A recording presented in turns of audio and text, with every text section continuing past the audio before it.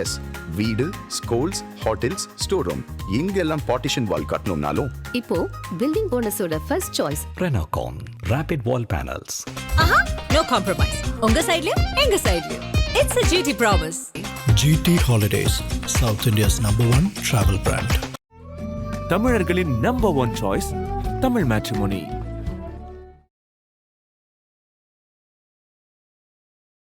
First 3 முனை அப்படின்றது இப்ப 4 முனை, இப்ப 5 முனை போட்டியாக மாறி இருக்கிறது தமிழக அரசியல்ல. குறிப்பாக 5வது முனையாக சசிகலா அப்புறம் ராமதாஸ் அவர்கள் இருவரும் சேர்ந்து ஒரு கூட்டணி அமைத்திருக்கிறார்கள். இப்போ இதனால என்ன தாக்கம் இருக்கும்? ஒரு பயனும் ஏற்படாது. ஒருவருக்கொருவர் பயன்பட போவதில்லை என்றாலும் ஒத்தையாக போக வேண்டாம், பேச்சு துணைக்கு சின்னம்மாவும் வரட்டும் என்று அடிப்படையில் இந்த கூட்டணி அமைந்திருக்கிறதே தவிர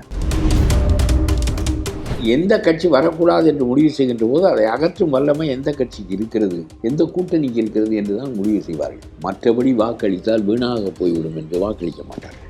அப்படி வாக்களிக்கிறவர்கள் நோட்டாவுக்கு வாக்களிக்கிற அளவுக்குள்ள மக்கள் தான் இருப்பார்களே தவிர இந்த எல்லா கட்சிகளும் வாஷ் அவுட் ஆகிவிடும். மீண்டும் அவர்கள் 2 பேரில் ஒருவர் யார் என்கின்ற கேள்விதான் வரும். 2 பேரில் ஒருவர் வெற்றி பெறுவார்கள். இதோடு திமுகவினுடைய வாழ்வு முடியும். இல்லாவிட்டால் மீண்டும் தலைத்தால் நாட்டினுடைய வாழ்வு முடியும். அதுதான் என்னுடைய கருத்து. செல்வ பெருந்தொகையும் அவருடைய விசுவாசி நம்முடைய சிதம்பரத்துக்கு ராஜ்யசபா பதவி வேண்டும். இவர்கள் 2 பேரும் இந்த எம்எல்ஏக்களுக்கெல்லாம் மறுபடியும் உறுதியாக வெற்றி பெற வேண்டும். விஜயோடு சேர்ந்து வெற்றி பெற முடியாது, திமுகவோடு சேர்ந்து வெற்றி பெற முடியும் என்று அவர்கள் நம்பினார்கள். ஆகவே இவர்களுக்கெல்லாம் மீண்டும் அவர்கள் இடங்கள் கொடுப்பார்கள். காங்கிரஸ், விசுவாச காங்கிரஸ் உடையும். இந்தியாவில் ஆளுகின்ற ஆட்சிகளிலேயே 2 முதல்வர்கள் எந்த சட்டத்துக்கும் கட்டுப்படுவதில்லை. ஒருவர் மம்தா, இன்னொருவர் ஸ்டாலின். ஒரு முதலமைச்சரை எப்படி கைது செய்ய முடியும் என்று சுப்ரீம் கோர்ட் மயங்குகிறது. அதனாலே தான் சொல்கிறது ஒரு அசாதாரணமான சூழல் எழுந்திருக்கிறது என்று. அதே நிலை இங்கே எழுந்திருக்கிறது. இதிலிருந்து மக்கள் கவனம் இதன் மீது பாய்ந்து விடக்கூடாது என்பதற்காக அவர்கள் பிஜேபி சாடுதலை இந்துத்துவா அது சனாதனம் வந்துவிடும். சனாதனமெல்லாம் வராமல் நாங்களும் தடுப்போம். நாங்களும் கவர்னர் மாளிகைக்கு முன்னால் திருக்குறளை ஏன் கேவலப்படுத்தினார் என்று போராட்டம் நடத்தியவர்கள் தான். நீ என்ன தடுக்கிறாய்? எங்களுக்கும் அதான் கருத்து. அது பேர் அதற்காக நீங்கள் வழி வழியாக இன்ப நிதி வரையிலும் கொள்ளையடித்து கொண்டு போவதற்கு இந்த நாடு திறந்து விடப்பட வேண்டும் என்பது நியாயமான காரணம் இல்லை. சட்டத்தை நீங்கள் மிதிப்பதற்கு நியாயமான காரணம் இல்லை. ஆக நீங்கள் வெளியேறுங்கள். ஆதரநேயர்களுக்கு அன்பு வணக்கம். இன்றைய சிறப்பு நேர்காணலில் நம்முடன் இணைந்திருக்கிறார் தமிழ்நாடு தன்னுரிமை கழக தலைவர் பழக்கருப்பையா. வணக்கம். ஃபர்ஸ்ட் 3 முனை அப்படின்றது இப்ப 4 முனை, இப்ப 5 முனை போட்டியாக மாறி இருக்கிறது தமிழக அரசியல்ல. குறிப்பாக 5வது முனையாக சசிகலா அப்புறம் ராமதாஸ் அவர்கள் பாட்டாளி மக்கள் கட்சியுடைய நிறுவனர் இருவரும் சேர்ந்து ஒரு கூட்டணி அமைத்திருக்கிறார்கள். வெற்றி கூட்டணி அப்படின்னு பேசுறாங்க. இப்போ இதனால என்ன தாக்கம் இருக்கும்? ஒரு பயனும் ஏற்படாது. சசிகலாவுக்கு எங்கேயெல்லாம் வாக்கு வங்கி இருப்பதாக நினைக்கிறார்களோ அங்கேயெல்லாம் ராமதாஸினுடைய ஆட்கள் இல்லை. ராமதாஸுக்கு எங்கே வாக்கு வங்கி இருக்கிறதோ அங்கே சசிகலாவினுடைய ஆட்கள் இல்லை. ஆகவே ஒருவருக்கொருவர் பயன்பட போவதில்லை என்றாலும் ஒற்றையாக நிற்காமல் துணைக்கு இன்னொருவர் இருக்கிறார் என்பது ஆறுதலாக இருக்கும் என்ற அடிப்படையில் தான் இந்த கூட்டணி இருக்க முடியுமே தவிர. 2வது என்னுடைய கருத்து என்ன என்றால், நான் ஒரு கட்டத்தில் ராம்தாஸும் அவருடைய மகனும் ஒரே அணியிலே பங்கிட்டு கொள்ள வேண்டிய இடத்தை என்று கூட நான் விரும்பினேன். எதுவாக இருந்தாலும் தேர்தலுக்கு அப்புறம் மறுபடியும் பழைய சண்டையை தொடர்ந்து கொள்ளலாம். இப்பொழுது முதல் நோக்கமாக திமுகவை வீழ்த்த வேண்டும் என்பதில் ஒன்று சேர்ந்து நிற்க வேண்டும். இப்படி இருக்கின்ற போது இடங்களை அனுசரித்து பகிர்ந்து கொண்டு உங்களுடைய வாக்குகள் சிதையாமல் இருப்பதற்கு முதலில் பயன்படும். பிறகு அந்த கோவதாபங்கள் ஒரு பெரிய வெற்றியை காணுகின்ற போது பாதி மாறிவிடும். அல்லது தேர்தலுக்கு பிறகு அதை தொடரலாம் இந்த சண்டையை. அதுதான் நல்லது. 2வது, நமக்கு கொள்கை தடுமாற்றம் இல்லாத அணியில் இருக்கிறோம் என்ற ஒரு மதிப்பு இருக்கும் என்று நான் சொன்னேன். நான் அதையெல்லாம் அவர்கள் எடுத்துக்கொள்ள வேண்டிய தேவையும் இல்லை, எடுப்பார்கள் என்ற நம்பிக்கை எனக்கும் இல்லை. ஆக திமுக எதிர்ப்பணியில் சரியாக அமைந்து விட்டார் அன்புமணி. இவரால் எதற்குள்ளும் போக முடியாத நிலைமை ஏற்பட்டு விட்டது. அவருக்கும் ஏதாவது ஒரு பெரிய அணியில் இணைய வேண்டும் என்ற விருப்பம் இருந்தாலும் ஒன்றும் நடக்காது என்கின்ற நிலையில் ஒத்தையாக போக வேண்டாம், பேச்சு துணைக்கு சின்னம்மாவும் வரட்டும் என்று அடிப்படையில் இந்த கூட்டணி அமைந்திருக்கிறதே தவிர கடைசியாக மக்கள் என்ன முடிவு செய்வார்கள் என்றால், எப்பொழுதுமே மக்களுக்கு முதல் சிந்தனை யார் வரக்கூடாது என்பதில் தான் இருக்கும். யார் வர வேண்டும் என்று சிந்திக்க தெரியாது மக்களுக்கு, இயல்பில்லை, நாம் உட்பட. நாமும் எந்த அடிப்படையில் இந்த கட்சி தேவ உலகத்திலிருந்து வந்த கட்சி, இதுதான் நாடாள வேண்டும் என்ற அடிப்படையில் நாம் நினைக்கவில்லை. அந்த கட்சி ரொம்ப மோசமான கட்சி. ஆகவே அதனால் பாதிப்புகள் நிறைய. அது அகற்றப்பட வேண்டும் என்கிற நிலையில் பரவாயில்லாத நிலையில் உள்ளவர்கள் அந்த இடத்திற்கு வரட்டும் என்று நாம் விரும்புவது போல மக்களும் அது மாதிரி தான் சிந்திப்பார்கள். கடைசி நேரத்தில் அவர்களுக்கு இந்த ஆட்சியின் மீது உள்ள கோபம், ஆன்டி இன்கம்பன்சி வேலை செய்யும். அது தேர்தல் சமயத்தில் வெளிப்படும் அந்த உணர்வுகள். இப்பொழுது வெளிப்படாது. இப்பொழுது கருத்து கணிப்பு எடுப்பதெல்லாம் அப்படி வெளிப்படுகின்ற போது தெளிவாக தெரியும் மக்கள் என்ன நினைப்பார்கள் என்றால், 4 கட்சி நிற்கிறது, 5 கட்சி நிற்கிறது, சீமான் இருக்கிறாரெல்லாம் கவனத்தை விட்டு போய்விடும். ராமதாஸ் அம்மாவுடைய சின்னம்மாவுடைய கூட்டணியும் கவனத்தை விட்டு போய்விடும். விஜய் ஓரளவுக்கு கூட்டத்தை திரட்டுகிற காரணத்தினால் ஓரளவு நிற்பாரே தவிர, மற்றபடி போட்டி என்பது இருமுனை போட்டியாக நிலை பெற்றுவிடும். அப்பொழுது உண்மையான கருத்து வெளிவந்துவிடும். அந்த ஆட்சி இன்னென்ன காரணங்களினால் சிறந்த ஆட்சி என்று நினைத்தால் அது வெற்றி பெறும். இல்லை, இதை எவன் கொடுக்க மாட்டான்? இவர் கொடுக்குற 5000 அவன் கொடுக்க மாட்டானா? இவர் 5000 கொடுத்தால் அவன் 10,000 கொடுப்பான். ஆகவே அதனுடைய அடிப்படையில் வாக்குகள் செல்லாது. அவர் பெண்ணுக்கு பேருந்து விட்டால் அவர் ஆணுக்கு விடுவார். அதனுடைய அடிப்படையில் செல்லாது. ஆனால் முட்டாள்தனமாக விஜய் சொல்வது போல, நான் தமிழ்நாடு முழுவதும் உங்களுக்கு இலவசமாக விடுகிறேன், நீங்கள் வேண்டுமானால் இங்கே ஏறிக்கொள்ளலாம், கும்பகோணத்தில் இறங்கிக்கொள்ளலாம், கன்னியாகுமரியில் இறங்கிக்கொள்ளலாம், கோயம்புத்தூரில் இறங்கிக்கொள்ளலாம், யார் வேண்டுமானாலும் ஏறலாம் இறங்கலாம் என்று சொன்னால் ஒரு யோசனையும் இல்லாத ஆள் அவர் என்று பொருள். அவருக்கு யோசனை சொல்லுகிறவன் உலக முட்டாள் என்று பொருள். ஏன் இப்படி சொல்லுகிறேன் என்றால், இப்பொழுது 19,000 பேருந்துகள் இருக்குன்னா 48,000 கோடி நட்டத்தில் இருக்கிறது என்பதெல்லாம் இருக்கட்டும். இவ்வளவும் பயணச்சீட்டு தனியார் பேருந்துகளைப் போல அதே கட்டணத்தை வசூலித்த பிறகுதான் 48,000 கோடி நட்டத்தில் இருக்கிறது பேருந்து. யார் சும்மா ஏறலாம் சும்மா இறங்கலாம் என்றால் பிறகு வருமானம் என்பதே இல்லை, தேய்மானம் மட்டும்தான். அப்புறம் டீசல் போட வேண்டும், டிரைவர் கண்டக்டருக்கு சம்பளம் கொடுக்க வேண்டும், வாங்கிய கடனுக்கு திருப்பி செலுத்த முடியாது. ஆகவே புது வண்டிகள் வாங்க முடியாது. அவன் வங்கி கடன் கொடுத்தால்தான் அவன் வண்டியை வெளியே விடுவான். வங்கி கடன் கொடுக்க மாட்டான், இதனால் திருப்பி கட்ட முடியாது. ஆகவே புதிய வண்டிகள் வராது, இருக்கிற வண்டிகள் தேய்ந்து கொண்டே இருக்கும். அதுக்கு கையிலிருந்து செலவு பண்ணி 48,000 கோடி 4,50,000 கோடி கடனாக மாறும். எல்லா வண்டிகளும் ஒரு கட்டத்தில் நின்றுவிடும். பிறகு மக்கள் அப்பொழுதுதான் உணர்வார்கள், இலவசம் என்பது இயலக்கூடிய ஒன்றில்லை, முட்டாள்தனமாக இந்த ஆள் சொல்லியிருக்கிறார் என்று அவர்கள் கருதுவார்கள். ஆகவே எது நடக்கக்கூடியது என்றே இல்லாமல் எது வேண்டுமானாலும் வாய் இருக்கிறது என்று சொல்லிவிடுகின்ற போக்கு அவருடைய அறியாமைத்தான் காட்டுகிறது. Out of ignorance he is doing all these things. அவர் யோசனை சொல்லுகிறவன் படுமுட்டாளாக இருக்கிறான். அக்பர் எப்படி கையெழுத்தே போட தெரியாமல் மிகச்சிறந்த அக்பர் தி கிரேட் என்று வரலாறு சொல்லுகிறது. கையெழுத்து போட தெரியாது அக்பருக்கு, கையெழுத்தே போட தெரியாது. போர் செய்ய தெரியும், ரொம்ப இயற்கையான ராஜதந்திர கருத்து போக்குடையவர். அறிஞர்களை மட்டுமே கூட வைத்து கொண்டு நாடாண்டவர். எல்லா சாயங்காலம் ஆனால் அவருக்கு எல்லா அறிஞர்களும் அரண்மனைக்கு வர வேண்டும். அவர்களுக்கு வேண்டிய வசதிகள் செய்து கொடுத்து அவர்களோடு விவாதிப்பார். நாட்டினுடைய அரசியல், நாட்டினுடைய மதம், சமய உணர்வு எல்லாவற்றையும். அதனாலே அவருடைய ஆட்சி இந்துக்களுக்கு துன்பம் இல்லாத ஆட்சியாக இருந்தது. அவர்கள் மீது ஏற்கனவே விதிக்கப்பட்ட ஜிஸ்யா வரியை நீக்கினார். 2 பேரையும் சமமாக நடத்தினார். அக்பர் தி கிரேட் என்று வரலாற்றில் புகழ் பெற்றாரே, அவுரங்கசீப் அல்ல. அவுரங்கசீப்போடு ஆட்சி கவிழ்ந்து விட்டது. எதற்கு சொல்கிறேன் என்றால், காமராஜர் போல அக்பரை போல கூர்மையான பொதறிவு இருக்க வேண்டும். ஒன்றுமே இல்லை, தனக்கும் தெரியாது, யோசனைக்கும் அறிவுள்ளவனை வைத்துக் கொள்வதில்லை என்கின்ற நிலைதானது. ஆகவே இந்த கடைசியில் மக்கள் எப்படி முடிவு செய்வார்கள் என்றால், இவன் போக வேண்டும் என்று முடிவு செய்து விட்டால் அவனை போக்கடிக்கக்கூடியவன் யார் என்று தான் தேடுவார்களே தவிர, 5 அது 10 பேர் இருப்பான், சீமானுக்கு ஓட்டு போடுவான், 20 பேர் இருப்பான், விஜய்க்கு ஓட்டு போடுவான், ஒரு 7-8 பேர் இருப்பார்கள், அவர்களுக்கும் சின்னம்மாவுக்கும் ராமதாஸுக்கும் ஓட்டுவான். அதை தவிர இவனை அகற்றக்கூடிய வல்லமை யாருக்கு இருக்கிறது? இவன் போக வேண்டும் என்று அவர்கள் முடிவு செய்ய வேண்டும். அவன் இருக்க வேண்டும் என்று முடிவு செய்வது வேறு. அது தேர்தல் சமயத்தில் தான் வெளிப்படும். இன்னென்ன காரணங்களினால் திமுக எப்பொழுதும் 2வது தடவை வந்ததே இல்லை. அது செய்ததை விட செய்யாதது தான் அதிகமாக இருக்கும். சட்டம் ஒழுங்காக இல்லை, எந்த நேரம் கற்பழிப்பு நடக்கிறது, போதை இங்கே தலைவிரித்து ஆடுகிற காரணத்தினாலே தான் இந்த ஒழுங்கற்ற நிலைகள் பெரிய அளவுக்கு விரிகின்றன. ரொம்ப பெரிய அச்சுறுத்தல் சட்டம் ஒழுங்குக்கு. லஞ்சம் தலைவிரித்து ஆடுகிறது. லஞ்சத்தை பற்றி நாங்கள் வாங்கவில்லை என்று சொல்ல மாட்டார். எப்பொழுதும் அவர் பேசுகின்ற ஒரே பேச்சு மோடியினுடைய அரசாங்கம், அது இங்கே வந்துவிடும் என்ற அச்சுறுத்தல் தான். இந்த அச்சுறுத்தல் எந்த அளவுக்கு, அதை வெற்றிகரமாக இவர்கள் அதை தடுத்து நிறுத்த வேண்டும். ஏனென்றால் அந்த தவறான கருத்து இங்கே போய்விடக்கூடாது. ம். ஆகவே எந்த கட்சி வரக்கூடாது என்று முடிவு செய்கின்ற போது அதை அகற்றும் வல்லமை எந்த கட்சிக்கு இருக்கிறது, எந்த கூட்டணிக்கு இருக்கிறது என்று தான் முடிவு செய்வார்கள். மற்றபடி வாக்களித்தால் வீணாக போய்விடும் என்று வாக்களிக்க மாட்டார்கள். அப்படி வாக்களிக்கிறவர்கள் நோட்டாவுக்கு வாக்களிக்கிற அளவுக்குள்ள மக்கள் தான் இருப்பார்களே தவிர இந்த எல்லா கட்சிகளும் வாஷ் அவுட் ஆகிவிடும்.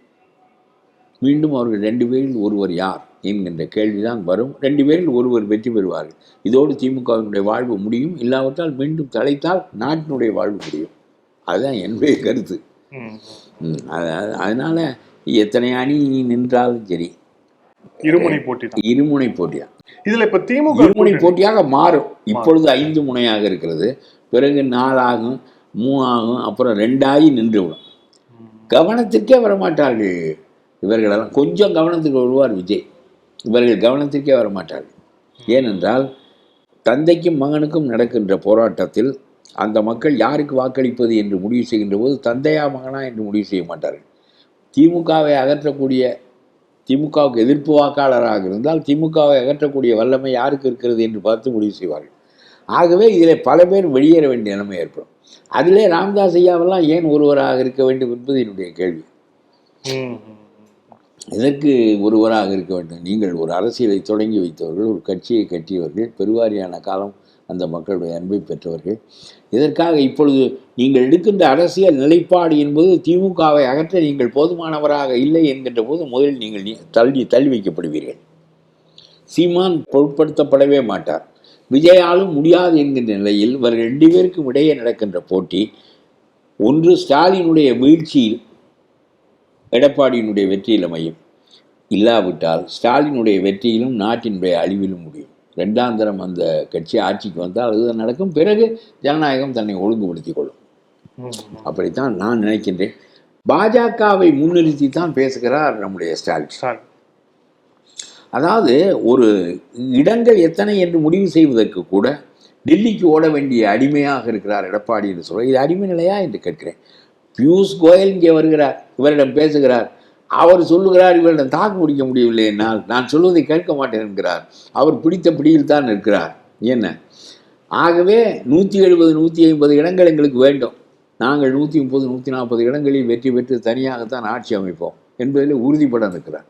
முதலில் 20 வாங்கி கொண்டீர்கள், இப்பொழுது 25 வாங்கி கொள்ளுங்கள், உங்களோடு சேர்ந்து இந்த கட்சிகளெல்லாம் இருக்கும் என்றார். உதிரியான கட்சிகளெல்லாம் இப்பொழுது என்ன விரும்புகிறார்கள் என்றால் 8 இலை சின்னம்தான் அதிக புகழுடையது, ஆகவே அதிலே நிற்போம் என்ற முடிவுக்கு அவர்கள் வந்தால் இந்த எண்ணிக்கையெல்லாம் எடப்பாடியோடு சேர்ந்துவிடும். இந்த SRM யூனிவர்சிட்டி அவர்களெல்லாம் பணம் வைத்திருப்பதினால் ரொம்ப பேருக்கு இடம் கிடைக்கிறது, இல்லாவிட்டால் ரொம்ப பேருக்கு இடமே கிடைக்காது. இப்போ எனக்கு இடம் கிடைப்பதை விட அவர்களுக்கு இடம் கிடைப்பது ஏன் எளிதாக இருக்கிறது என்றால், என்னிடம் பணம் இல்லை, அவர்களிடம் பணம் இருக்கிறது. அவர்கள் பணமும் கொடுப்பார்கள், கட்சிக்கும் செலவு செய்வார்கள். அவர்களுக்கு ஒரு அரசியல் அதிகாரம் வேண்டும் என்கின்ற நிலைதான். அவர் கூட்டணி கட்சியில் இருக்கிறார்கள், நான் விமர்சிக்க வேண்டாம் என்று நினைத்தாலும் இயல்பாக நான் சொல்லுகிறேன். ஆகவே இத்தகைய நிலையில் அவர்களெல்லாம் இரட்டை இலை சின்னத்தில் நிற்க விரும்புகிறார்கள். அப்பொழுதுதான் ஒரு 10-15 கட்சிகள், இந்த SRM யூனிவர்சிட்டி, சண்முகம் அவர்கள், இவர்களெல்லாம் ஆளுக்கு ஒரு இடமோ 2 இடமோ வாங்குகின்ற போது இதில் நிற்க விரும்புகிறார்கள். வாசன் திமுக பாஜகவினுடைய அமைப்பில் பெறட்டும் என்று தள்ளி விட்டு விட்டார், சில பேர் ஒத்து வராதவர்களெல்லாம். ஆக பியூஷ் கோயலால் தாக்கு பிடிக்க முடியவில்லை என்றால் அமைதியாக அவருடைய வேலையை அவர் பார்த்து கொண்டிருக்கிறார். உன்னை போல ஆர்ப்பாட்டம் செய்வதில்லை. நான் கேட்கிறேன், அமித்ஷா இங்கே வந்து தான் எடப்பாடியோடு கூட்டணியை முடிவு செய்து கொண்டு விட்டு போனார், அங்கே இருந்து முடிவு செய்யவில்லை. டெல்லியில் வந்து இது அறிவிக்கப்படவில்லை. ஆகவே நாம் அண்ணாமலை தவறு செய்து விட்டார், 40க்கு 40 இடங்களிலும் திமுக வருவதற்கு அண்ணாமலையினுடைய தவறான உத்தி தான் காரணம் என்ற அடிப்படையில் அந்த உத்தியை மாற்றி அதிமுக வழியாகத்தான் நாமும் சேர்ந்து வளர முடியுமே தவிர 2 இலையாவது துளிர்க்குமே தவிர, இல்லாவிட்டால் நாம் தனித்து வெல்ல முடியாது என்கின்ற நிலையில் அமித்ஷாவே வந்து இவர் வீட்டுக்கெல்லாம் போய் இவரோடு சாப்பிட்டு இவரோடு குடியிருந்து அந்த தேர்தலை அறிவித்து இவர் கையை தூக்கி விட்டு போனார். அப்புறம் கூட்டணி ஆட்சி என்று சொல்லி பார்த்தார். ஒரு நாளும் மாறாமல் தனியாகத்தான் அதிமுக ஆட்சி நடத்தும் என்பதிலே மாறாமல் இருக்கிறார் எடப்பாடி, மாறாமல் இருக்கிறார். ஆனால் ஸ்டாலின் அதை எடுத்துக்கட்டி அது தேசிய கூட்டணியாக இருக்கும், பிஜேபி அதற்குள் வந்துவிட்டால் தமிழ்நாட்டுக்கு பெரிய கேடு. அப்படின்னா ஒன்று புரிகிறது, பிஜேபி வந்தால் கேடு ஏற்படும், எடப்பாடி வருவதை பற்றி எங்களுக்கு ஒன்றும் இல்லை என்று அதற்கு பொருள். எடப்பாடி தான் வருவார். எண்ணிக்கை வெளியிடப்படுகின்ற போது நீ அறிந்து கொள். நீ இல்லாத ஒரு தூற்றுதலை பிஜேபி மீது ஏற்படுத்துவதற்கு நான் ஒன்று சொல்லுகின்றேன். அது எடப்பாடிக்கு புரியும். நீ இந்தி எதிர்ப்பு, எடப்பாடியும் இந்தி எதிர்ப்பு, நீ இடஒதுக்கீடு, அவரும் இடஒதுக்கீடு, நீ தமிழ் மாநாடு நடத்துவார், அவரும் தமிழ் மாநாடு நடத்துவார். ஜெயலலிதா, எம்ஜிஆர் உங்களை விட அதிக தமிழ் மாநாடு நடத்தியவர்கள் அவர்கள் தான். எந்த ஒரு கொள்கையிலும் அதிமுகவுக்கும் திமுகவுக்கும் மாறுபாடு இல்லை, தலைமை தான் மாறுபாடு. தலைமைதான் மாறுபாடு. கொஞ்சம் இணக்கமான போக்கு அதிமுகவில் இருக்கும். பிராமண எதிர்ப்பை நீங்கள் கடுமையாக வைத்திருந்தீர்கள். அந்த பிராமண எதிர்ப்பில் இவர்கள் கடுமை இல்லை. ஏனென்றால் பிராமண தலைமையே அந்த கட்சிக்கு வந்தது. பிராமண தலைமை திராவிட கொள்கையை கடைபிடித்தது. இது போல ஒரு மாபெரும் மாறுதல் உலகத்தில் எந்த கட்சியிலும் நடந்திருக்காது. என்ன, யூதர் கட்சிக்கு முஸ்லீம் போவது, முஸ்லீம் கட்சிக்கு யூதர் போவது என்பது எப்படி நடக்காததோ அதுபோல இருந்த நிலையை மாற்றி திராவிட இயக்கத்திற்குள் ஜெயலலிதா புகுந்து அந்த முனையை ஒடித்து விட்டார். முடித்துவிட்டு திராவிட கொள்கைகளை அவர் ஆட்சியில் மிக கூடுதலாக நிறைவேற்றார். ஆகவே சொல்லுகிறேன், இந்த பிஜேபி கொஞ்சம் நீங்கள் அவரை மறைக்காமல் கொஞ்சம் தலையை குனிந்து கொள்ளுங்கள் என்று நான் சொல்லுகிறேன். ஏனென்றால் குறி உங்களுக்கே வைக்கப்படுகிறது. இடையறாமல் இந்த பிரச்சாரம் தவறுதலாக நடப்பதற்கும், மோடியினுடைய தேர்தலில் மோடி வெல்ல வேண்டுமா இல்லையா என்று நீங்கள் அதில் முழுமையாக பிஜேபியின் மீது கவனம் செலுத்துவது நியாயமானது. இது தமிழ்நாட்டு தேர்தல். திமுகவா அதிமுகவா என்று நடைபெறுகின்ற தேர்தலில் நீங்கள் அதிமுகவை எதிர்க்க முடியாத நிலையில் நீங்கள் பிஜேபியின் மீது குறிவைக்கிறீர்கள். பிஜேபி ஆளப்போகிறது, பிஜேபி ஆளப்போகிறது என்று சொல்கிறீர்கள். நான் இப்பொழுது பிஜேபிக்கு சொல்லுகிறேன், நீங்கள் கொஞ்சம் தலையை குனிந்து கொடுத்து கொண்டால், நாங்கள் இல்லை அடையாளம் எடப்பாடி தான் என்பதை நீங்கள் மக்கள் ஏற்கும் வண்ணம் கொஞ்சம் தணிந்து கொடுத்து கொண்டால் எடப்பாடி வந்து விடுவார். பிறகு எடப்பாடி வந்த பிறகு நீங்கள் எதிர்கட்சியாக மாறுங்கள். பிறகு உங்களால் திமுகவை ஒழித்து விட்டு நீங்கள் மாற்றுக் கட்சியாக தமிழ்நாட்டை ஆளுவதற்கு மக்கள் வாக்களித்தால் ஆளுங்கள். எனக்கு ஒன்றும் மறுப்பில்லை. இந்த தேர்தல் it is a crucial battle. ஆகவே இதிலே போய் நீங்கள் தவறுதலாக தலையை தூக்கி கொண்டு நாம் தேசிய கூட்டணி அமையும் என்று சொல்வதோ, அல்லது நாங்கள் அந்த இடத்தில் இடம்பெறுவோம், அந்த அமைப்பில் இடம்பெறுவோம், அமைச்சரவையில் இடம்பெறுவோம் என்று சொல்வதோ அவர்களுடைய எதிர்ப்பு முனையை கூர்மைப்படுத்தும். பிஜேபி வந்தால் இன்னது நடக்கும், இந்தி வரும் என்று சொல்வான், இந்துத்துவா வரும் என்று சொல்வான், பிராமணத்துவம் வரும் என்று சொல்வான், எல்லாம் சொல்வான். இதற்கு பதில் சொல்வதல்ல இந்த தேர்தலினுடைய நோக்கம். உன்னுடைய ஆட்சி எவ்வளவு கேவலமானது. சிறையில் இருப்பவனை எல்லாம் மந்திரியாக்குவது, மந்திரியாக இருப்பவன் மீது எத்தகைய குற்றங்கள் வீசப்பட்டாலும் நீ உட்பட அதன் மீது வழக்கு தொடுக்காமல் தடுப்பது, நீங்களெல்லாம் சட்டத்திற்கு மேலானவர்கள் என்று காட்டிக்கொள்வது, சட்டத்திற்கு மேலானவனாக அரசனே கிடையாது என்கின்ற நிலையில் தான் இங்கிலாந்தின் அரச பதவி கீழிறக்கப்பட்டு ஜனநாயகம் தூக்கி வைக்கப்பட்டது. ஆகவே நீ ஒன்றும் அரசனாக முடியாது. ஆகவே இந்த தேர்தலின் போக்கு மாறாமல் இருப்பதற்கு நான் பிஜேபிக்கு சொல்லுகிறேன், நாம் வீணாக சக்தியை செலவழிக்காமல் நீங்கள் கொஞ்சம் தலையை தணிந்து கொடுத்து கொள்ளுங்கள். வர வேண்டியது எடப்பாடி என்ற முறையோடு 2 பேருக்கும் இடையே உள்ள மோதலாக ஆக்கி அந்த ஆன்டி இன்கம்பன்சி வாக்குகளை எல்லாம் எடப்பாடிக்கு வர செய்து வெற்றி பெற வைத்து நீங்கள் ஆட்சியில் அமைந்து திமுகவை மண்ணோடு மண்ணாக்கிவிட்டு பிறகு நீங்கள் எதிர்நிலை அரசியலை மேற்கொண்டு புதிய நிலைக்கு நீங்கள் ஆட்சியை பெற முடியும் என்றால் பெறுங்கள். அப்படி அல்லாமல் நீங்கள் மராட்டியத்தில் போல மற்ற இடங்களில் போல அந்த அரசியல் இங்கே இல்லை. அவர்கள் ஒரு பகுதியை பிரிப்பது, சிண்டையை ஆக்குவது, அந்த அரசியல் இங்கே இல்லை. ஆகவே இவ்வளவு கட்டத்திலும் எடப்பாடியினுடைய அமைப்பு அப்படி வலுவாகத்தான் இருக்கிறது. அவர்களிடமிருந்து பிரிந்து பிஜேபிக்கோ அதெல்லாம் கிடையாது. ஆகவே போரின் முனை மாறாமல், இலக்கு மாறாமல், எதிரி எய்ய வேண்டிய இடமாக நீங்கள் இல்லாமல் நீங்கள் அப்புறம் இங்கே விடுவானவன் நானா நீயா. அப்புறம் எம்ஜிஆர் எப்படி ஆண்டார், கலைஞர் எப்படி ஆண்டார், ஜெயலலிதா எப்படி ஆண்டார்கள், நீ எப்படி ஆண்டா என்ற கேள்வி வந்துவிடும். எடப்பாடி என்ன நீ என்ன என்ற கேள்வி வந்துவிடும். பிறகு மக்கள் முடிவு செய்யட்டும். இப்பொழுது நீ தேவையில்லாமல் இது தமிழ்நாட்டு அரசியல். ஏற்கனவே இந்த நாடு மொழிவழி இனமாகவும் பார்ப்பனிய எதிர்ப்பாகவும் இந்துத்துவ எதிர்ப்பாகவும் நிலை பெற்ற கருத்துக்கள் மீண்டும் விவாத பொருளாக இந்த தேர்தலில் ஆக வேண்டாம், மற்ற சமயத்தில் ஆகிக்கொள்ளலாம். நாளாசரியாக ஆக்கி இந்த கருத்தை மாற்ற முடியும் என்றால் மாற்றுங்கள். இப்பொழுது ஆக வேண்டாம். இப்பொழுது அவர்களுடைய தீங்கு, அந்த ஆட்சி ஏன் கவிழ்க்கப்பட வேண்டும், ஏன் மாறி வர வேண்டும். மாறி வருவதிலேயே நான் என்ன சொல்வேன், தேவதூதர்களின் ஆட்சி என்று நான் இதை சொல்லவில்லை. அவர்களை விட இது பொறுத்து கொள்ளக்கூடிய நல்ல ஆட்சியாகத்தான் இருக்கும் என்ற அடிப்படையில் தான் நாம் கருதுகிறோம். இல்லை, திமுக கூட்டணியில் பார்த்தோம் அப்படின்னா மார்க்சிஸ்ட் கம்யூனிஸ்ட் கட்சிக்கு இன்னும் இடம் இதாகலை, விசிகாவுக்கும் இடம் இன்னும் உறுதியாகலை. விசிகாவுடைய தலைவர் திருமாவளவன் ஒரு வீடியோல பேசுறாரு. இந்த மாதிரி வந்து நமக்கு குறைவான எண்ணிக்கையில் தான் கொடுக்க போறாங்க, வேட்புமனு தாக்கலுக்கு யாரும் பண்ண போறாங்க, தயாராகிவிட்டார். ஒரு வேதனையை வெளிப்படுத்தியிருக்கிறார். இல்லை, வேதனை என்று சொல்லிக்கொள்ள வேண்டியதானே தவிர அவருடைய ஆசை அதிகம், ஆகவே அது வேதனையாக அவருக்கு மாறும். பிறகு வழி இல்லை என்ற நிலையில் வேதனை போய் சரி சார் இதான் திஸ் இஸ் அவர் பிளேஸ் என்று சொல்லி அவர் ஏற்றுக்கொள்ளுகின்ற நிலைமை வந்துவிடும். நான் சொல்லுகிறேன், திமுகவினுடைய பெரிய வெற்றி எங்கே இருக்கிறது என்றால், ஒவ்வொரு கட்சியிலும் ஒரு விசுவாச கட்சியை உண்டாக்கி வைத்திருக்கிறார். காங்கிரஸ் விசுவாச காங்கிரஸ் இருக்கிறது, திமுக விசுவாச காங்கிரஸ். அதனாலே தான் ராகுல் வெல்ல முடியவில்லை. ராகுல் இந்த கட்சியை வெளியே கொண்டு வந்து அதை ஒரு அரசியல் கட்சியாக மறுபடியும் வளர்க்கின்ற நிலைக்கு அதை கொண்டு வர வேண்டும் என்று தான் விரும்பினார்.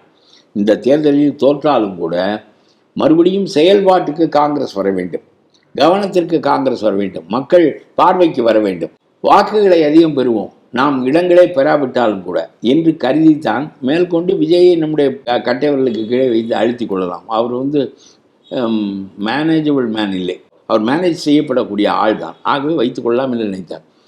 ஏன் நடக்கவில்லை என்றால், நம்ம திருப்பெரும் செல்வ பெருந்தொகையும் அவருடைய விசுவாசி நம்முடைய சிதம்பரத்துக்கு ராஜ்யசபா பதவி வேண்டும். இவர்கள் 2 பேரும் இந்த எம்எல்ஏக்களுக்கெல்லாம் மறுபடியும் உறுதியாக வெற்றி பெற வேண்டும். விஜயோடு சேர்ந்து வெற்றி பெற முடியாது, திமுகவோடு சேர்ந்து வெற்றி பெற முடியும் என்று அவர்கள் நம்பினார்கள். ஆகவே இவர்களுக்கெல்லாம் மீண்டும் அவர்கள் இடங்கள் கொடுப்பார்கள்.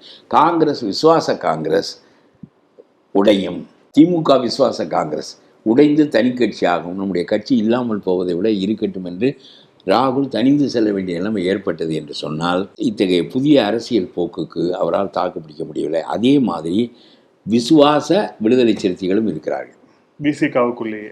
கண்டிப்பாக காங்கிரஸுக்கு அடுத்தபடி திருமாவளவனுடைய சொல்லுக்கு கட்டுப்படாமல் ஸ்டாலினுக்கு விசுவாசமாக இருக்கக்கூடிய எம்எல்ஏக்கள் இருக்கிறார்கள்.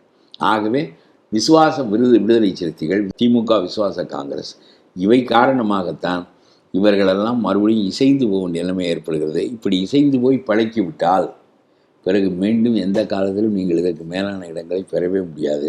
திமுகவினுடைய அழிவு உங்களுடைய அழிவாகும். அது இவர்களுக்கு புரியவில்லை. 6-7 இடங்களுக்கு மேல் கொடுக்க மாட்டார் அவர். இல்லை, இன்னொன்று, நீங்கள் வேங்க வேலை பற்றி பேசினீர்களா எப்பொழுதாவது? திமுக வெல்லட்டும், நாம் 6-7 இடங்களை பெற வேண்டும், அதுதான் முக்கியமே தவிர, அரசியல் அதுதான் நிற்குமே தவிர வேங்க வேலைக்கு பேசுவதனால் நிற்காது என்று நினைத்தீர்கள். ஆனால் எந்த மக்களுக்காக நீங்கள் தோற்றம் பெற்றீர்களோ அந்த நோக்கத்தை இழந்து விட்டீர்கள். ஆகவே தொழிலாளர்களுக்காக பேசுவதே இல்லை நம்முடைய கம்யூனிஸ்டுகள், பேசுவதே இல்லை. எங்கே தொழிற்சங்கங்கள் இருக்கின்றன, எங்கே தொழில் போராட்டங்கள் நடக்கின்றன? மார்க்சினுடைய சிலையை 12 மணி நேரம் வேலை திட்டம் கொண்டு வந்த ஸ்டாலின் திறந்து வைக்கிறார். கொண்டு வந்தார், பிறகு திரும்ப பெற வேண்டிய கட்டாயம் ஏற்பட்டது என்பது வேறு. அந்த சிந்தனையே அழுக்கு சிந்தனை என்று சொல்கிறேன், கேவலமான சிந்தனை. உலகம் முழுவதும் வெற்றி பெற்று அமெரிக்காவே ஒப்புக்கொண்ட மே தினத்தை, முதலாளித்துவ பெருநாடான அமெரிக்காவே ஒப்புக்கொண்ட மே தினத்தை நீ 12 மணி நேர சட்டமாக ஆக்கினாய். ஒரு செருப்பு கம்பெனி கொரியாவிலிருந்து வருவதற்கு என்று சொன்னால் உன்னோடு கூட்டு சேருவதற்குரிய தகுதி இருக்கிறது என்று அவர்கள் நினைத்தால் அவர்கள் தாழ்த்து போய்விட்டார்கள். பன்ரொட்டியும் டீயும் வாங்கி குடித்து கொண்டு வேலை செய்த மக்கள் எல்லாம் இப்பொழுது 25 கோடிக்கு பங்கிட்டு கொள்ள வேண்டிய நிலைக்கு வந்துவிட்ட பிறகு அந்த கட்சி அந்த நிலைக்கு தான் போகும், அந்த நிலைக்கு தான் போகும். இல்ல, இப்ப கடந்த காலங்களில் திருமாவளவன் பேசுனது எப்படி இருந்தது? 5-6 சீட்டுக்கெல்லாம் யாரு முன்னாடியும் போய் நான் வந்து குனிஞ்சு அடங்கமறு அத்துமீறு இப்படி எல்லாம் தன்னுடைய தொண்டர்களுக்கு சொன்னவர் அத்துமீற வேண்டியதானே. இப்ப ஏன் அடங்கி போறார்? அது அவ்வளவு, இது வெறும் சொல்லோட்டம். நம்ம திமுக போர் எங்கே, தோள்கள் இங்கே, அப்படி பேசிதான் அந்த கட்சி வளர்த்தாங்க. அதே மாதிரியில அவரும் பேசுவார். படை எங்கே, களம் எங்கே, தோள்கள் இங்கே, அண்ணாவே பேசுவார். அப்படி அதே பாணி தான் இவர்கள். அதனாலதான் படித்தவர்க்கும் படுத்தவர்க்கும் பொய்யே சொன்னார்னு கண்ணதாசன் சொன்னார். படித்தவனுக்கு சொன்னாயா விட்டா போய் ஏற்றுக்கொண்டான், கூட படுத்தவளுக்கும் சொன்னாங்க. ஒரு பற்று கிடையாது எங்களுக்கு, கூட படுத்தவளுக்கும் பொய் சொல்லுவாங்க அப்படின்னாரு. உலகத்திலேயே இவ்வளவு நாணயமற்ற மனிதர்களை கண்ணதாசன் கண்டறிந்து பாடுகிறார் வாருங்கள். இதெல்லாம் அண்ணா காலத்திலேயே பாடப்பட்டது. கொஞ்சம் அண்ணா நல்ல மனிதர் தான், அறிவான மனிதர் தான். உண்மையிலேயே ஒரு இன அடிப்படையிலான சமூகம் கட்டமைக்கப்படுவதற்கு பெரியாரும் அண்ணாவும் காரணம் என்பதில் எனக்கு எந்த மறுப்பும் கிடையாது. அவருடைய பெருந்தொண்டு பார்ப்பனிய எதிர்ப்பில்லை, அவருடைய பெருந்தொண்டு கடவுள் மறுப்பில்லை.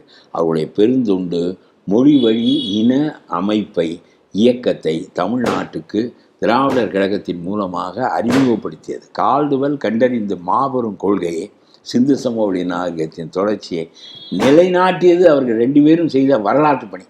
மற்ற தவறுகளையெல்லாம், ரொம்ப மோசமானவர்களை அவர்கள் வளர்த்தார்கள் என்பதெல்லாம் அப்புறம். அது கடவுளை கடவுள் இல்லை, இல்லவே இல்லை என்று அவருக்கு சிலைக்கு கீழே எழுதியிருக்கக்கூடாது.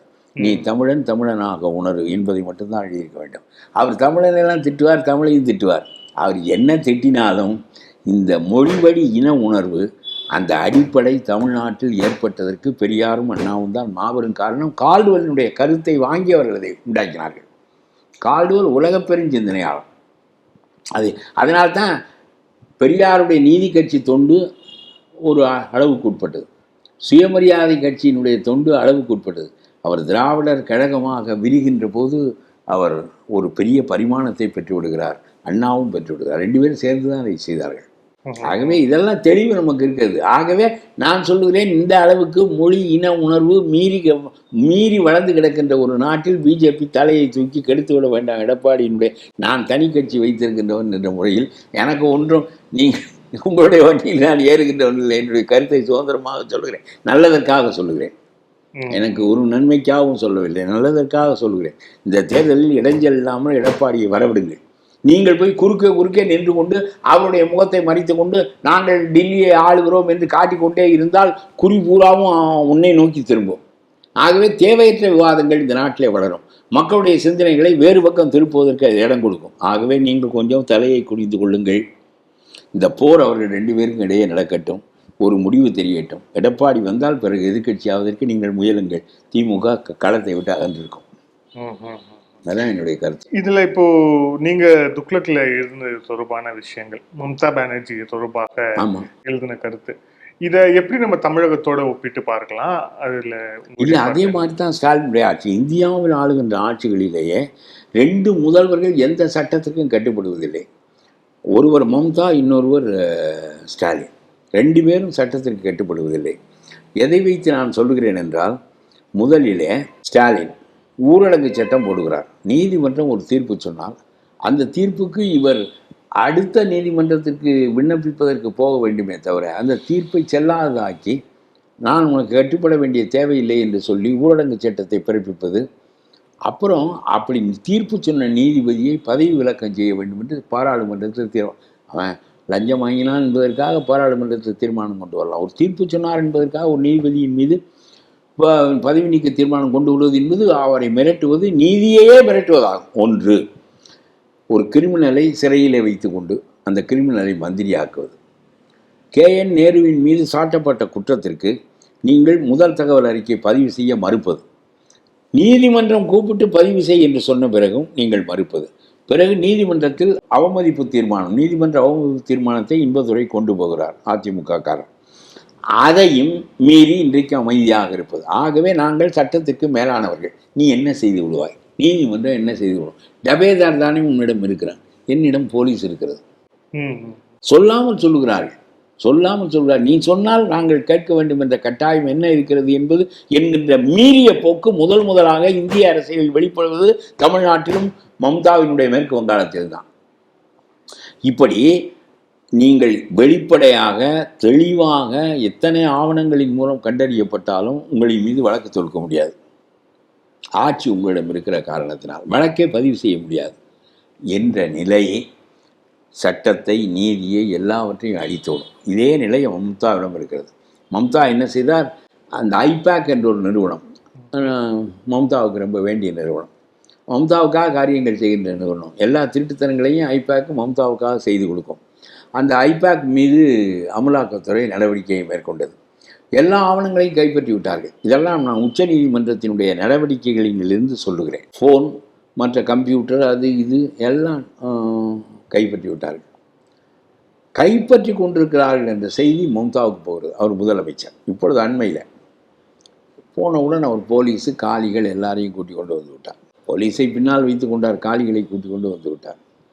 வந்து அந்த ஐபேக் நிறுவனத்திலிருந்து அவர்கள் செய்த குற்றங்கள், அவர்கள் செய்த ஊழல்கள், இவற்றின் அடிப்படையில் சேகரிக்கப்பட்ட எல்லா ஆவணங்களையும், செல்போன், அந்த கம்ப்யூட்டர், அது இது எல்லாவற்றையும் பறித்து கொண்டு போய்விட்டார்கள். அமலாக்கத்துறை, அரசாங்கத்துறை. அவன் சட்டத்திற்கு உட்பட்டு செயல்படுகிறான். அவனிடம் வந்து இவற்றையெல்லாம் பறித்து கொண்டு போய்விட்டார்கள்.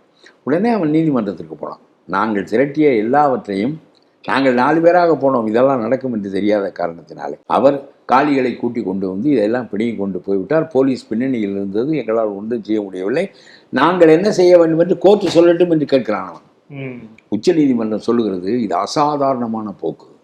ஒரு முதலமைச்சரை முன்னின்று காலிகளை வைத்து கொண்டு அமலாக்கத்துறையிடமிருந்து சான்றுகளை பறிப்பதும் போலீஸ் அடுத்தாற்போல் பின்னணியில் பார்வையாளராக இருப்பதும் அசாதாரணமான போக்கு. இத்தகைய நிலையில் சுப்ரீம் கோர்ட் என்ன தயங்குகிறது என்றால், இப்பொழுது 4 நாட்களுக்கு முன்னால் இருந்த செய்தி, ஒரு முதலமைச்சரை முதலமைச்சராக இருக்கிற போது இத்தகைய அடாவடித்தனத்தில் ஈடுபட்டதற்காக கைது செய்யுங்கள் என்று யாருக்கு உத்தரவு போடுவது? அமலாக்கத்துறையிடம் இந்த இது இல்லை, சிபிஐக்கு உத்தரவு போட வேண்டும். கரெக்ட். உள்ளூர் போலீஸுக்கு உத்தரவு போட வேண்டும் என்றால் அது மம்தாவுக்கு கீழே இருக்கிறது. மம்தாவை பதவி இறக்கம் செய்ய வேண்டும். இதெல்லாம் நீதிமன்றத்தால் முடியுமா என்ற யோசனைக்காக அவர்கள் வாய்தா போட்டு தள்ளி வைத்திருக்கிறார்கள். அதே சமயத்தில் இது அசாதாரணமாக இருக்கிறது. இது போன்ற போக்குகளை கையாளுவதற்கு சட்டத்தில் போதுமான இடங்கள் இருக்கின்றனவா என்று மைய அரசும் சிந்திக்க வேண்டும். இது போன்ற போக்குகளை நீடிக்க விட்டால் பிறகு சட்டம் ஒழுங்கு நிலை பெறவே முடியாது, நீதி என்பது இல்லாமலே போய்விடும். அமலாக்கத்துறையிடமிருந்தே பறிக்க முடியும் என்ற நிலை இருந்தால் காலிகளை வைத்துக் கொண்டு முதலமைச்சர் முன்னிலையில் அவருடைய பார்வையில் இவற்றையெல்லாம் செய்ய முடிகிறது என்ற நிலை வந்தால் இந்த அசாதாரண நிலையை சந்திப்பதற்கு நம்முடைய சட்டங்களில் போதுமான இடம் இருக்கிறதா? ஒரு முதலமைச்சரை கைது செய்ய சொல்லி யாரிடம் உத்தரவு போடுவது? இந்த நிலையை அரசாங்கம், மத்திய அரசாங்கம் சிந்திக்க வேண்டும் என்று சொன்னால் புதிய சட்டங்கள் ஏற்றோம். இந்த அரசியல் சாசனத்தை அம்பேத்கர், நேரு, வல்லபாய் பட்டேல் போன்ற மாமேதைகள் சிந்தித்த போது முதலமைச்சர்கள் எல்லாம் 1ஆம் நம்பர் அயோக்கியர்களாக வருவார்கள் என்பதை அவர்கள் சிந்திக்கவே இல்லை. தமிழ்நாட்டை போல், மம்தாவை போல், ஸ்டாலினை போல் முதலமைச்சர்கள் நாட்டில் வந்து உட்கார்வார்கள், அவர்களெல்லாம் கொஞ்சம் இலவசங்களை கொடுப்பார்கள். இப்பொழுது அந்த அம்மா அறிவித்திருக்கிற கொள்கைகள் பூராவும் இலவசம்தான். அப்புறம் பெங்கால் கல்ச்சர், பெங்கால் லாங்குவேஜ், யார் ஏ செப்பரேட் ரேஸ், சரியாக வந்து விட்டார்கள். ஆனால் இந்திய ரேஸ் என்று ஒன்று இல்லை. இதுதான் என்னதான் மோடி சொன்னாலும் வாஜ்பாய் சொன்னாலும். ஆனால் அப்படி பார்த்தா பங்களாதேஷ்லயும் தான் இருக்கு. அது முஸ்லீம், அவன் தனிநாடு ஆகிட்டான் என்று வைத்துக் கொள்ளுங்க. இல்ல, ரேஸ் ஒன்னா தானே இருக்கும். ரேஸ் ஒன்று தான். அது நம்ம நாட்டில் ஒழுங்காக வைத்திருக்காங்க, அங்கே கூடுதல் எண்ணிக்கையாக அத்துக்கொண்டு போய்விட்டான் என்று வைத்துக் கொள்ளுங்கள். அது மதம் ஒரு வேறுபாடாக இருக்கிறது, சாதிக்கக்கூடிய எண்ணிக்கை அவனிடம் இருந்தது, அத்துக்கொண்டு போய்விட்டான். அது இருக்கட்டும். இப்பொழுது இங்கே அந்த அம்மா அந்த எல்லா இலவசங்களையும் நான் தருகிறேன் என்று அறிவித்ததோடு, மேனிஃபெஸ்டோவில் அறிவித்ததோடு, என்றைக்கும் நாம் தனியான மொழி, வங்க மொழி, சிங்க மொழி மறந்து விடாதீர்கள். ரவீந்திரநாத் டாகூர் நம்முடைய மொழியிலே தான் தேசிய கீதம் எழுதினார். நம்முடைய கலாச்சாரம் தனியானது. முதல்ல பாரத மாதாட்டிலிருந்து வேறுபடுவதற்கு தான் மம்தாவும் முயலுகிறார், ஸ்டாலினும் முயலுகிறார். நான் அது தவறு என்பது என்னுடைய கருத்தல்ல. ஆனால் அந்த நாடு ஒன்றாக இருப்பதற்கான 1000 காரணங்கள் இருக்கின்ற காரணத்தினால் நாம் ஒன்றாக இருக்க வேண்டும் என்பது, பிறப்பால் நான் ஒருவன் நீங்கள் ஒருவர் தனித்தனி என்பது எப்பொழுதும் உள்ள நிலைதான். மொழிவழி இனம் என்பதுதான் இந்தியாவினுடைய அடிப்படை. அது சோவியத் நாடு போன்ற அமைப்பு நம்முடைய இந்தியா. ரெண்டாவது, அந்த மாதிரி கொள்கைகளை யார் சொல்றாங்கிறதும், யார் சொல்லுகிறார்கள், என்ன நோக்கத்திற்காக சொல்லுகிறார்? நாங்களும் மொழிவழி தனி இனம்தான் என்றுதான் சொல்லுகிறோம். எங்களுக்கும் இந்து மதம் இல்லை, எங்களுக்கு சைவம் தான் மதம் என்றுதான் நாங்களும் சொல்லுகிறோம். ஆனால் இந்தியனாக இருக்க ஏன் ஒப்புக்கொள்கிறோம் என்றால் அதைவிட பெருத்த நன்மை உலக சூழலில் இன்றைக்கு இருக்கிறது என்பதன் காரணமாக. ஆகவே இந்த ஸ்டாலினையும் இந்த மம்தாவையும் ஒழிப்பதற்கு நம்முடைய சட்டத்தில் போதுமான இடமில்லை என்று சுப்ரீம் கோர்ட் கையை விதித்திருக்கின்ற நிலைமையில் இதை மோடி கருத்தில் கொள்ள வேண்டும். அவசர சட்டங்கள் போடுங்கள், இந்த அரசுகளை கலைக்க வேண்டுமா கலையுங்கள், இவர்களை கைது செய்ய வேண்டுமா செய்யுங்கள். மம்தாவினுடைய கட்சியில் ஒரு யோக்கியன் வர வேண்டும் என்றால் வரட்டும், திமுகவில் ஒரு யோக்கியன் இருந்தால் அவனும் வர முடியும் என்றால் வரட்டும், அது வேறு. ஆனால் நீ சட்டம் இயலாத நிலைக்கு வந்து விட்டால், நம்முடைய சட்டம் தோற்று விடுமானால், அதை விட nobody is above law, not even a chief minister. அது மம்தாவை கைது செய்வதற்கு சுப்ரீம் கோர்ட்டு கலங்கக்கூடாது, உத்தரவு போட்டு பார்க்க வேண்டும். சிபிஐக்கோ மற்றவர்களுக்கோ உத்தரவு போட்டு ஒரு முதலமைச்சரை எப்படி கைது செய்ய முடியும் என்று சுப்ரீம் கோர்ட் மயங்குகிறது. அதனாலே தான் சொல்கிறது இது ஒரு அசாதாரணமான சூழல் எழுந்திருக்கிறது என்று. அதே நிலை இங்கேயும் எழுந்திருக்கிறது. இதிலிருந்து மக்கள் கவனம் இதன் மீது பாய்ந்து விடக்கூடாது என்பதற்காக அவர்கள் பிஜேபி சாடுதலை இந்துத்துவா, அது சனாதனம் வந்துவிடும், சனாதனமெல்லாம் வராமல் நாங்களும் தடுப்போம், நாங்களும் கவர்னர் மாளிகைக்கு முன்னால் திருக்குறளை ஏன் கேவலப்படுத்தினார் என்று போராட்டம் நடத்தியவர்கள் தான். நீ என்ன தடுக்கிறாய்? எங்களுக்கும் அதான் கருத்து. பெரியாரையும் அண்ணாவையும் கூட நாங்கள் ஏற்றுக்கொள்வதற்கு காரணம் மொழி வழியின அடிப்படையே நிறுவன ரீதியாக இன்ஸ்டிடியூஷனலைஸ் அதை நீங்கள் ஏற்படுத்தினீர்கள் என்பதுதான். அது வேறு. அதற்காக நீங்கள் வழி வழியாக இன்ப நிதி வரையிலும் கொள்ளையடித்து கொண்டு போவதற்கு இந்த நாடு திறந்து விடப்பட வேண்டும் என்பது நியாயமான காரணம் இல்லை. சட்டத்தை நீங்கள் மிதிப்பதற்கு நியாயமான காரணம் இல்லை. ஆக நீங்கள் வெளியேறுங்கள். அந்த திராவிட இன உணர்வை அவன் புரிந்து பேசினாலும் புரியாமல் பேசினாலும் சீமானுக்கெல்லாம் ஒரு இடமும் தெரியாது. தமிழ் மொழி சார்ந்த திராவிடம் என்பது ராமானுஜர் பயன்படுத்திய சொல். ராமானுஜருக்கு தெரியாது. 12ஆம் நூற்றாண்டில் வாழ்ந்த ராமானுஜர் திராவிடனை ஏற்றுக்கொள்கிறார். 4000 திவ்ய பிரபந்தத்தை திராவிட வேதம் என்று சொல்கிறார். அப்படியானால் ஒரு கருத்து இருக்கிறது. ஆரியர்களுக்கு ஒரு வேதம் இருக்கிறது, அதுபோல் திராவிடர்களுக்கும் ஒரு வேதம் இருக்கிறது. அது 4000 திவ்ய பிரபந்தம். அதை எழுதியவனெல்லாம் 1-2 பிராமணர்கள் எதிர்ப்பில் இருந்தார்கள் என்பதை தவிர பெரும்பான்மையானவர்கள் பார்ப்பனர் அல்லாதவர்கள். அதை இவர் ஏற்றுக்கொள்கிறார். நம்மாழ்வாரை அவர் ரொம்ப வேத வியாசருக்கு சமமாக கருதுகிறார். அதானே ராமானுஜருடைய வெற்றி. ராமானுஜருடைய கொள்கை இந்த நாட்டில் வெற்றி பெற வேண்டும். அதுதான் ரொம்ப முக்கியமானது. எந்த வேறுபாடும் இல்லாமல் ஆண்ட பெரிய சீர்திருத்தவாதி ராமானுஜர். ராஜாஜியோ அவரை தான் பின்பற்றினார். அதில் ரொம்ப ராஜாஜிக்கு மூத்தவர், அவர் மூத்த ஞானியவர். அதனால் ஆகவே எதற்காக சொல்கிறேன் என்றால் இதுதான் இன்றைக்கு உள்ள நிலைமை. ஆகவே இந்த திமுகவினுடைய அம்பு முனைகள் உன்னை நோக்கி திரும்பாமல், இந்த போர் முனையினுடைய தாக்குதலிடம் மாறாமல் இது நடக்க வேண்டும். அதற்காக கொஞ்சம் பிஜேபி தாழ்ந்து கொடுக்க வேண்டும். அதுதான் என்னுடைய கருத்து. ரொம்ப நன்றி.